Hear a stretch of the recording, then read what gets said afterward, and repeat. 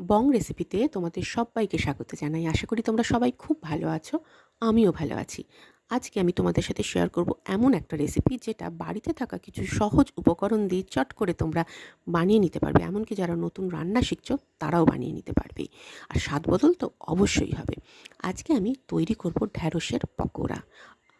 সেই জন্য আমি নিয়ে নিয়েছি ঢ্যাঁড়স, আর ঢ্যাঁড়সগুলোকে মাঝখান থেকে কেটে নেব। যদি ঢ্যাঁড়স ছোট হয় তাহলে 2 টুকরো করলেই হবে, আর বড় হলে 4 টুকরো করে নিতে হবে। দেখবে গরমকালে মনে হয় কি রান্না করব, কি ঢ্যাঁড়সের তরকারি একঘেয়ে হয়ে যাচ্ছে, পটলের তরকারি একঘেয়ে লাগছে। সেক্ষেত্রে কিন্তু তোমরা ঢ্যাঁড়সের এই পকোড়াটা একদম ট্রাই করতে পারো, আর হয়েও যায় খুব সহজে। আর এই রেসিপিটা কিন্তু বাড়িতে সবাই ভীষণ পছন্দ করবে, এটা আমি বলতে পারি। আর ঢ্যাঁড়সটা কাটার আগে ভালো করে ধুয়ে নিও। ঢ্যাঁড়স কাটার পর ধুতে কিন্তু ভীষণ অসুবিধা হয়। দেখো ঢ্যাঁড়সগুলো আমি ঠিক এইরকমভাবে মাঝখান থেকে কেটে নিয়েছি।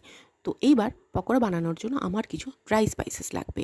তো সেই জন্য প্রথমেই আমি একটা মিক্সিং বোলে নিয়ে নিচ্ছি বেসন। এটা ঢ্যাঁড়সের পরিমাণ অনুযায়ী তোমরা কম বেশি নেবে।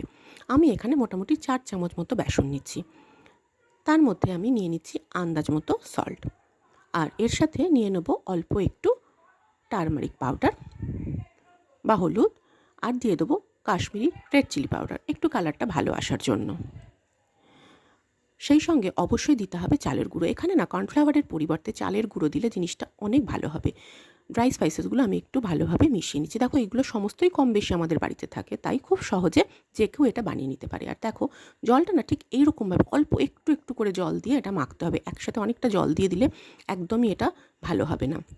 আমি একদম অল্প জল দিলাম, তারপর ঢ্যাঁড়সটা দিয়ে দিলাম। এবার খুব ভালো করে সমস্ত মশলাটা মাখতে হবে। মাখতে মাখতেই দেখবে এটা ঢ্যাঁড়সের গায়ে সুন্দরভাবে লেগে যাচ্ছে বা জড়িয়ে যাচ্ছে বলতে পারো, মানে কোটিংটা এরকম টাইট হবে। এবার একদম ভেজে নিতে হবে। আর জলের পরিমাণটা কম বেশি হলে কিন্তু জিনিসটা হবে না, মানে কোটিংটা ভালো হবে না। তো আমি সর্ষের তেল গরম করে নিয়েছি, সর্ষের তেলে ভাজলেই এটা ভালো হয়। এবার এগুলো আমি চটপট ভেজে নেবো, আর এটা মিডিয়াম ফ্লেমে অবশ্যই ফ্রাই করবে, তাহলে দেখবে অনেক বেশি ক্রিস্পি হবে, খেতে ভীষণ ভালো লাগবে। একটু এপিট ওপিট করে ভেজে নিলেই বুঝতে পারবে জিনিসটা কতটা সুন্দর হয়েছে, মানে কালারটা এসে যাবে, তাহলেই বুঝতে পারবে। দেখো তোমরা কালার দেখেই বুঝতে পারছো, আর এটাও বোঝা যাচ্ছে কোটিংটা কত ভালো হয়েছে। এটা জলটার উপর নির্ভর করে, জল একেবারেই বেশি দিলে এই কোটিংটা হবে না, মশলাগুলো ঢ্যাঁড়সের গা থেকে ছেড়ে যাবে। আর দেখলে তো এটা কত সহজে চটপট তৈরি হয়ে যায়। এটা যেরকম শুধু মুখে খেতে ভালো লাগে, এত মুচমুচে হয়, তেমনি ভাত ডালের সাথেও কিন্তু সমান উপাদেয়। খুব সহজে আর একদম বাড়িতে থাকা উপকরণ দিয়ে তৈরি হয়ে গেল মশালাদার ভিন্ডি ফ্রাই অথবা ঢ্যাঁড়সের পকোড়া।